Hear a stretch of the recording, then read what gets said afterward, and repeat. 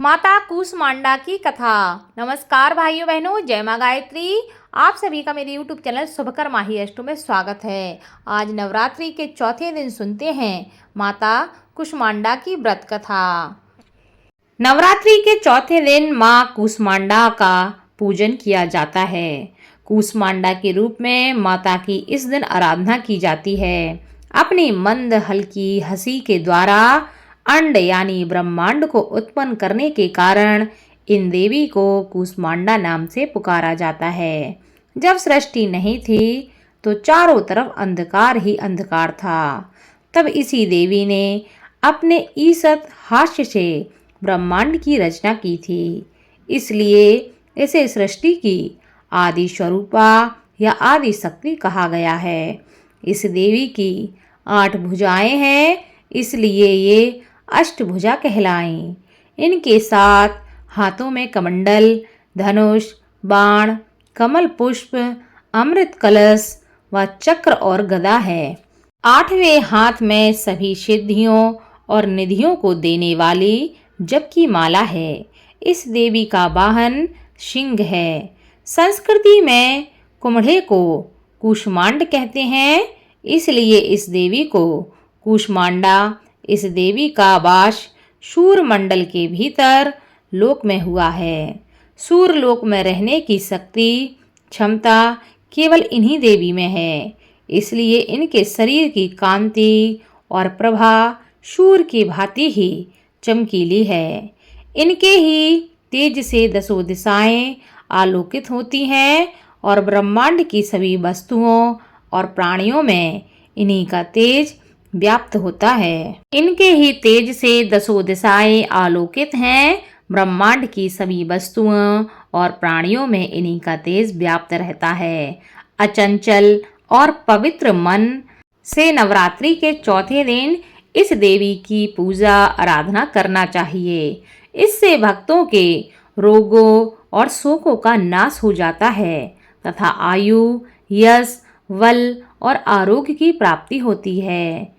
ये देवी अल्प्य सेवा और भक्ति से ही प्रसन्न हो जाती हैं और अपने भक्तों को आशीर्वाद प्रदान करती हैं।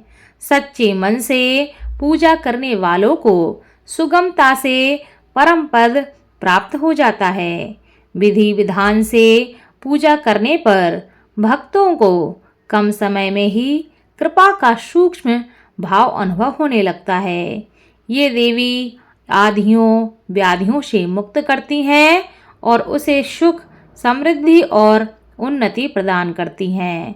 अंततः इस देवी की उपासना में भक्तों को सदैव तत्पर होना चाहिए, क्योंकि माँ की सेवा से हर काम संभव है। मनुष्य जो भी चाहे वह माँ की आराधना करके प्राप्त कर सकता है और अपने मनोरथों को पूर्ण कर सकता है। माता कूष्मांडा को मालपुए बहुत ही प्रिय हैं, इसलिए इन्हें प्रसन्न करने के लिए मालपुए का भोग अवश्य लगाना चाहिए। नवरात्रि के चौथे दिन मालपुए का भोग लगाकर माँ की कृपा आप आसानी से प्राप्त कर सकते हैं। माँ कूष्मांडा की उपासना से भक्तों के सभी मनोरथ पूर्ण हो जाते हैं, रोग और शोक मिट जाते हैं और आयु में वृद्धि होती है, यश और बल की प्राप्ति होती है और आरोग्य की वृद्धि होती है। माँ कूष्मांडा देवी अपने भक्तों से थोड़े में ही प्रसन्न हो जाती हैं।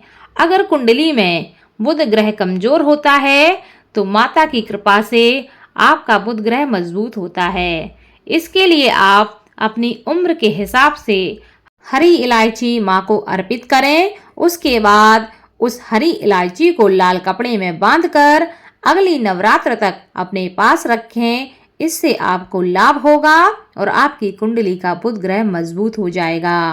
माता कूष्मांडा को प्रसन्न करने के लिए आप चमेली का फूल या पीले रंग का कोई भी फूल माँ को चढ़ा सकते हैं। यह माँ को अति प्रिय है। ऐसा करने से आपके स्वास्थ्य में वृद्धि होती है और माता का आशीर्वाद आपको प्राप्त होता है। जो भी मनुष्य इस कथा का श्रवण करता है, इस कथा को सुनता है, दूसरों को सुनाता है, उस पर माता की कृपा हमेशा बनी रहती है। इसलिए इस कथा को सुने और दूसरों को भी सुनाएं, ताकि आपके साथ साथ आपके अपने भी इस कथा का लाभ ले सकें। धन्यवाद।